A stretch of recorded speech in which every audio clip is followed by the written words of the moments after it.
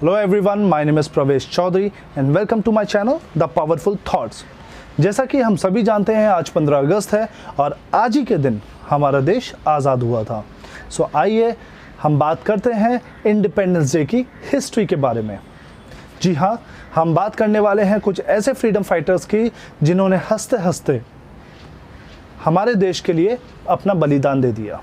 जी हाँ, उनका नाम है श्री भगत सिंह जी। उनका जन्म 27 सितंबर 1907 लियालपुर पंजाब में हुआ था, जो कि आज पाकिस्तान के अंडर आता है। उनका जन्म एक सिख फैमिली में हुआ था। उनके पिता का नाम किशन सिंह और माता का नाम विद्यावती था। भगत सिंह जी की फैमिली पहले से ही ब्रिटिश सरकार के ऑपोजिट देश को आज़ादी दिलाने में लगी हुई थी। इसीलिए कहा जाता है जिस टाइम पे भगत सिंह जी का जन्म हुआ उस टाइम पे उनके पिताजी जेल में थे। भगत सिंह जी की पढ़ाई DAV स्कूल से कंप्लीट हुई थी। 13 साल की उम्र में भगत सिंह जी ने इस देश को आज़ादी दिलाने के लिए सोच लिया और वो पूरी तरीके से देश की आज़ादी के कार्य में जुट गए। 1926 में भगत सिंह जी ने नौजवान भारत सभा की स्थापना की, जिसको यूथ सोसाइटी ऑफ इंडिया के नाम से भी जाना जाता था।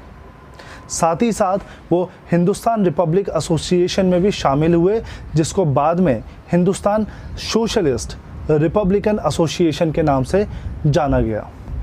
And in 1927 he was arrested by British government for bombarding, जिसकी वजह से उनको कुछ टाइम जेल में भी बिताना पड़ा। और जब वो जेल से वापस आए तब उन्होंने कुछ न्यूज़पेपर्स में आर्टिकल भी लिखे और सन 1928 में ब्रिटिश सरकार द्वारा एक कमीशन मीटिंग बिठाई गई, जिसमें एक भी हिंदुस्तानी नहीं था।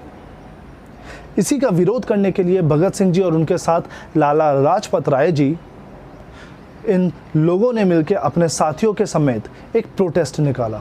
उस प्रोटेस्ट को रोकने की कोशिश की गई, उसमें अत्याचार किया गया और उसमें मारने की भी कोशिश की गई, जिसकी वजह से राय जी को गंभीर रूप से चोटें आई और कुछ टाइम के बाद उनका देहांत हो गया। उसी का विरोध करने के लिए, उसी के गुस्से में भगत सिंह जी ने अपने साथियों के साथ मिलकर एक ऑफिसर को शूट किया। साल 1929 में भगत सिंह जी ने असेंबली में एक बॉम्ब ब्लास्ट किया, जिसमें उनका मकसद किसी को नुकसान पहुंचाने का नहीं था। हालांकि यह ब्रिटिश सरकार को एक मैसेज पास करने का मकसद था। उसके बाद में भगत सिंह जी को अरेस्ट कर लिया गया और उनको लाइफ इम्प्रिजनमेंट की सज़ा दी गई। जब वो जेल में पहुंचे उधर भी उनके साथ में कुछ अच्छा व्यवहार नहीं हुआ और जिसकी वजह से उन लोगों ने वहाँ पे भूख हड़ताल की। और वहीं भूख हड़ताल के दौरान ब्रिटिश सरकार को और एक खबर मिली कि जिस ऑफिसर को, ब्रिटिश ऑफिसर को शूट किया गया था, वो भगत सिंह जी और उनके साथियों ने मिलकर किया था। वहीं पर ही भगत सिंह जी और उनके साथियों के ऊपर फिर से और एक केस शुरू हुआ, जहां पे उनको हैंग टिल डेथ की सज़ा सुनाई गई थी। जी हाँ, 23 मार्च 1931 वो एक ऐसा दिन था जो पूरे भारत के लिए सन्नाटे का दिन था। मात्र 23 साल की उम्र में भगत सिंह जी को फांसी दी गई थी और उन्होंने खुशी खुशी वो स्वीकार किया।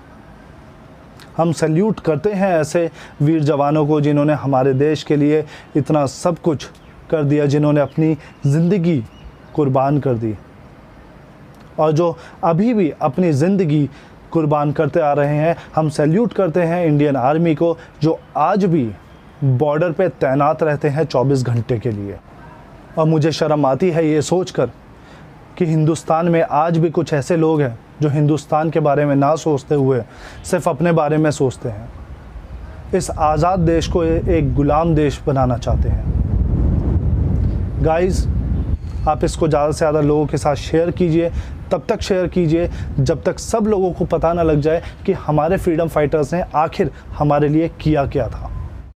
तो इसके बारे में आपका क्या सोचना है, आप अपनी राय भी दे सकते हैं, मेरे को कमेंट में मेंशन कर सकते हैं। Thank you very much. Thank you for watching this video. Please share it to all. Thank you.